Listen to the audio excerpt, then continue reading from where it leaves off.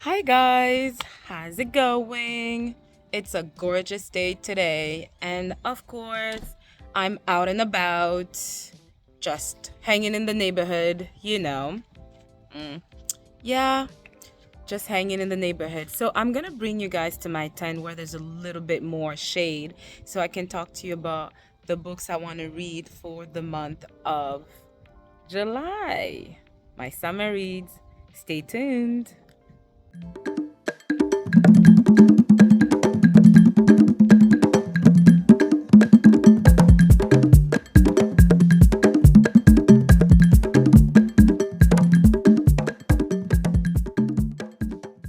Here's my little tent. So we're gonna go in there, settle in, and talk about books. Okay, guys, we're in my tent. I did tell you that we were moving here so that I can be in the shade. Okay, well, there you have it. It's not really. I can maybe go in that corner. I'll eventually move to that corner. But for now, I just want to say, Jambo, Karibu, welcome to my channel. My name is Chilanda, and this is Library Without Borders.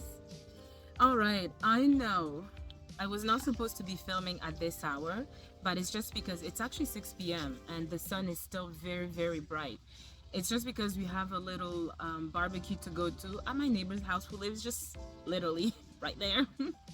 So I was like, okay, I need to film this because I won't have time after, because we're gonna come back home late and I'm not gonna have time. So that's why I'm filming right now. So if you see me sweat, I apologize. Remind me not to do afro when it's a bit windy because the sphere gets all messed up. Like, you know how much padding I had to do to get the roundness going on? Okay, guys, let's get into it. Okay, so I have some very interesting books to read for the month of July. All perfect for that fire camp, for that beach outing, for whatever outing, or even for a staycation at home. I have the perfect reads to share with you guys. So, without further ado, let's get into it. First, we have 7 Days in June by Tia Williams. Now, this book was in my TBR, I kid you not, since the month of January. January, please. Now, why am I reading now? Not even in June, but in July. Jeez. So, in this book, we follow Eva, who's a horror writer, and we also follow Shane. Shane also wrote a couple of books. But now, before I even get into it, guys, I want to talk about some triggers because this book, when I started, because I started reading a little bit about it. Now, this book has some heavy subjects in it. We have drug abuse, overdose, we have alcoholism in it. It's pretty heavy. We have like a little bit of disability in it, mental health in it. So please look out for those triggers. All right, now to the story. So Shane and Eva, they had something happen when they were really young, when they were 17 years old. 7 Days in June, when they were 17, they had a romance going on, but they were all in such bad places that they were not healthy for each other. Now, later on, they meet again at this book conference, and Shane is on a mission because he wants to see Eva and explain himself. He left Eva when she was most vulnerable and never came back. And it's been 15 years. Eva just sees him without him calling, without any form of communication. And there they are at this conference. And all these old feelings are brought to the forefront. And they have to navigate and discover what to do with these reborn feelings. Eva and Shane now have to come up with a final decision and see if they were meant to be together and if they will be together and who is willing to leave what behind, and who's willing to make that first step in order to make the relationship work. So I will tell you more about it later on, but that's essentially 7 days in June. Okay, guys, I needed to switch places because it was dark in the tent, and if I moved on another side, it was too sunny. So I had to come back in this spot. Okay, so next on my list is Happy Place by Emily Henry. I read her other book, Book Lovers, and it was a good book. Didn't mind it at all. It was a contemporary romance.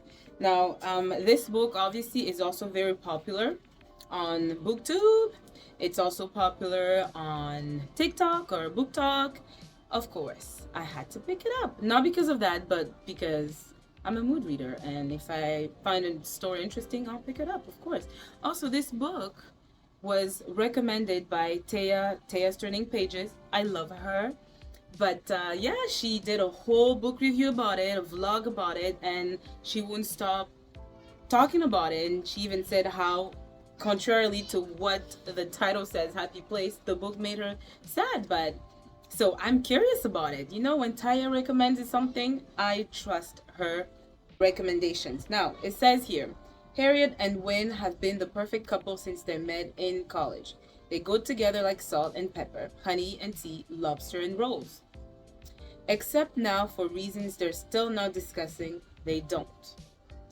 They broke up 5 months ago and still haven't told their best friends. Ooh. Which is how they find themselves sharing a bedroom at the main cottage that has been their friend group's yearly getaway for the last decade. Their annual respite from the world, where for one vibrant, blissful week they leave behind their daily lives, have copious amounts of cheese, wine, and seafood, and soak up the salty coastal air with the people who understands them most. Ooh, sounds very summery. I want to go eat some seafood right now. Only this year, Harriet and Wynne are lying through their teeth while trying not to notice how desperately they still want each other. Because the cottage is for sale, and this is the last week they'll all have together in this place. They can't stand to break their friends' hearts, and so they'll play their parts. Harriet will be the driven, surgical resident who never starts a fight, and Wynne will be the laid-back charmer who never lets the cracks show. It's a flawless plan, if you look at it from a great distance and through a pair of sunscreen-smeared sunglasses. After years of being in love, how hard can it be to fake it for 1 week in front of those who know you best? Okay, that was that for Happy Place. Can't wait to dive in because, you know, Emily Henry is quite the talk of the year or the century. I don't know. We'll see. Next on my list is another popular book it's Yellow Face by R.F. Kuang. Now, I read Babel by her. It is a thick, but I read that book. I believe it was in February that I read the book. I never did a review about it because I was just way too thick, and yeah. So, Yellow Face. Let's find out what it's all about. Authors June Hayward and Athena Liu were supposed to be twin rising stars, but Athena is a literary darling. June Hayward is literally nobody who wants stories about basic white girls. June thinks. So when June witnesses Athena's death in a freak accident, she acts on impulse. She steals Athena's just finished masterpiece, an experimental novel about the unsung contributions of Chinese laborers during World War I. Oh, the blasphemy of it all. So, what if June edits Athena's novel and sends it to her agent as her own work? So, what if she lets her new publisher rebrand her as Juniper Song, complete with an ambiguously ethnic author photo? Fuck, she's not gonna go through that length, is she? Doesn't this piece of history deserve to be told, whoever the teller? That's what June claims, and the New York Times bestseller list seems to agree. But June can't get away from Athena's shadow, and emerging evidence threatens to bring June's stolen success down around her. As June races to protect her secret, she discovers exactly how far she will go to keep what she thinks she deserves. Oh my God! Woo! Okay, okay. Okay, all right, okay. I'm feeling it. I'm ready. I'm ready. And I'm gonna have a lot to say. I know I'm gonna have a lot to say. And I know my husband is gonna censor me. I know he will. With its totally immersive first-person voice, Yellowface grapples with questions of diversity, racism, and cultural appropriation, as well as the terrifying alienation of social media. Yo, RF Kwang, you're a G, man. Next, I picked up this book. So appropriate. I mean, A Summer to Remember by Erica Montgomery. I have no idea what it's about. Let's find out. For 30-year-old Frankie Simon, selling movie memorabilia in the shop she opened with her late mother on Hollywood Boulevard is more than just her livelihood. It's an enduring connection to the only family she's ever known. But when a mysterious package arrives containing a photograph of her mother and famous movie stars Glory Cartwright and her husband at a coastal film festival the year before Frankie's birth, her life begins to unravel in unmanageable ways.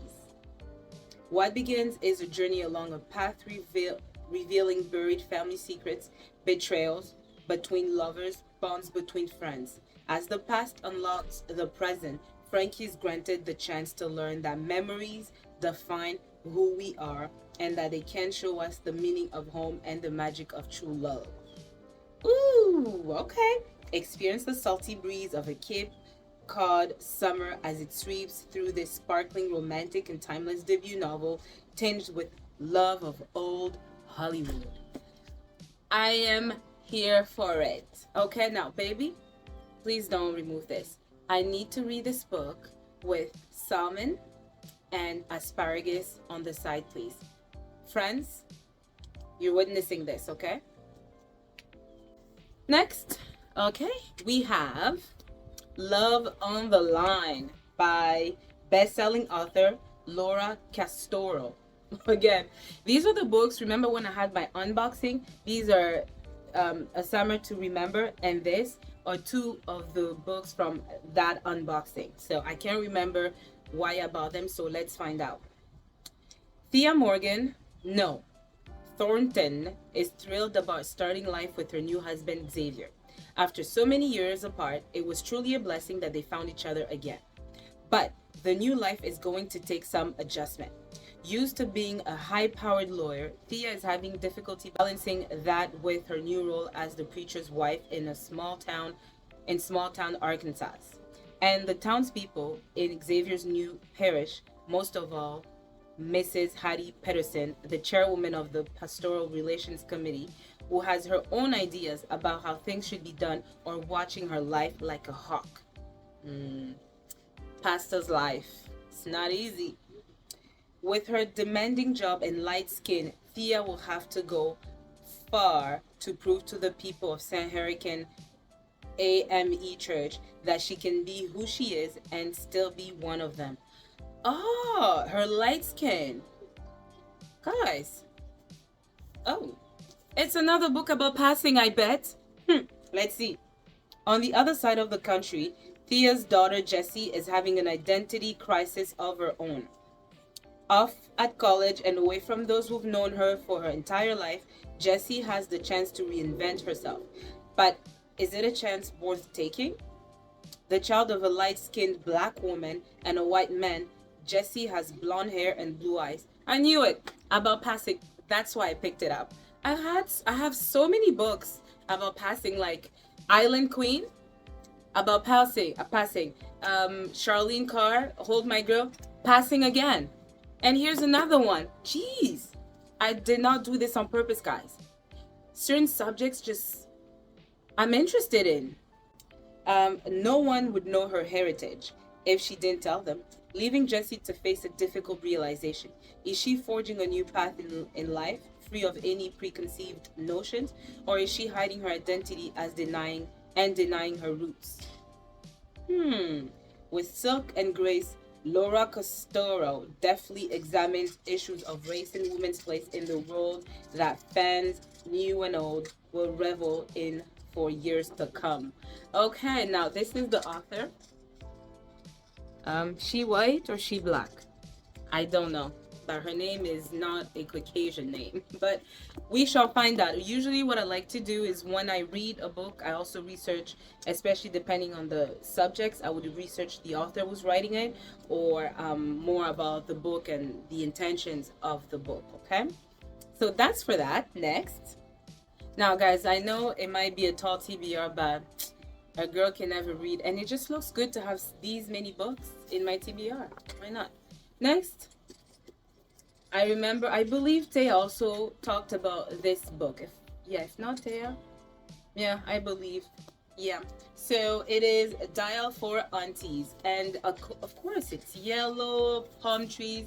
Look at how they dress. It speaks summer vibes right here. Summer vibes.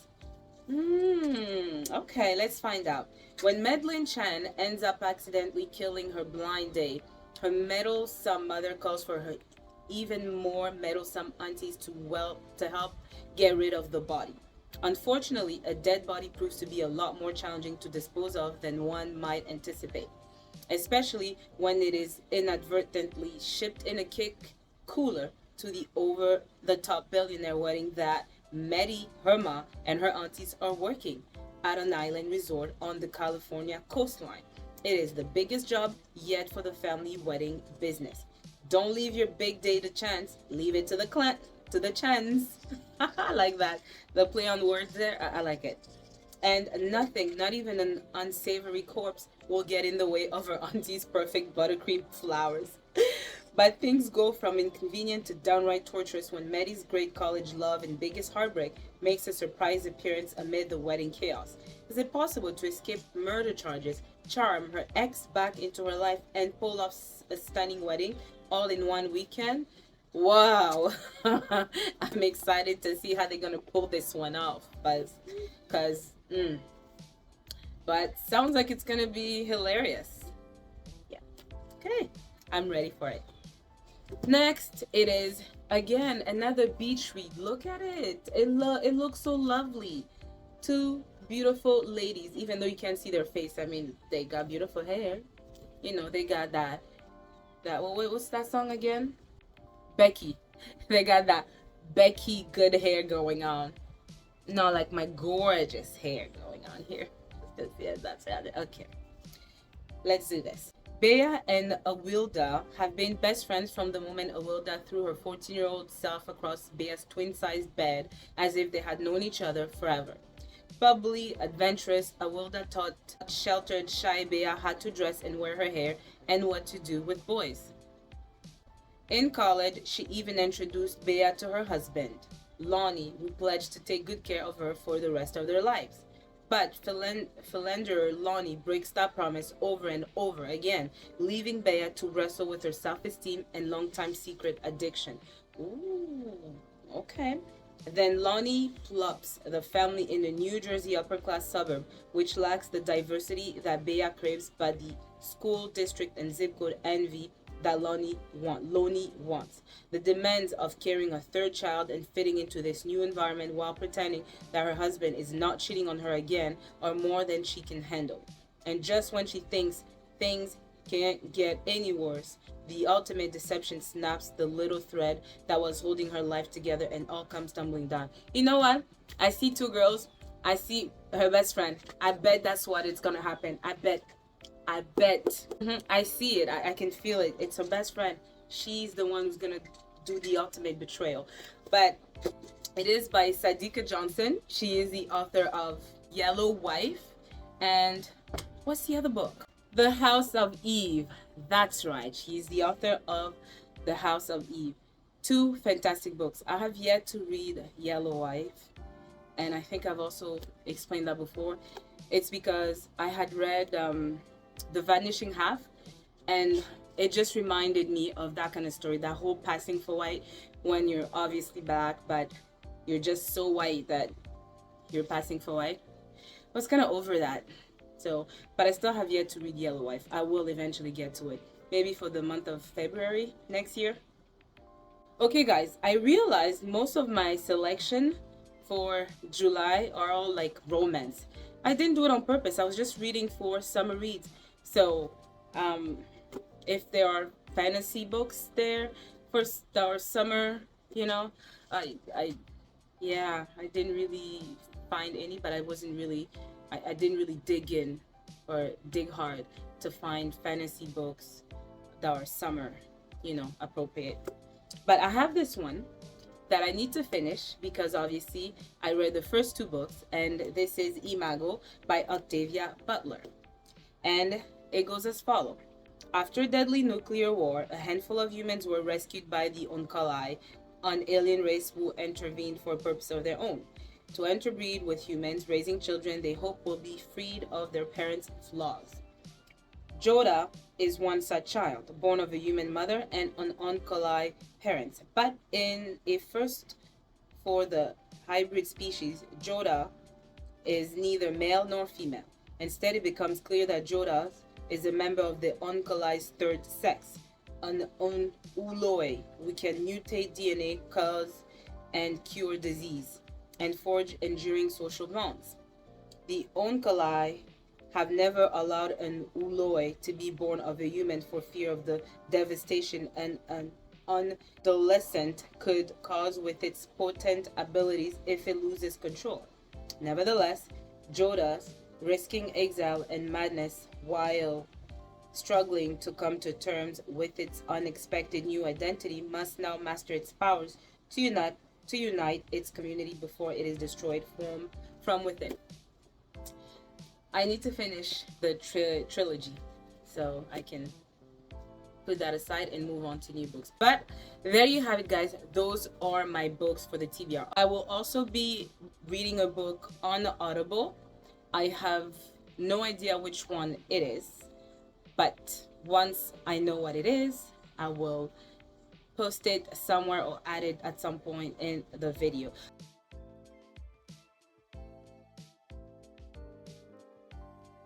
But there you have it, guys. That is the list of the books I want to read for the month of July.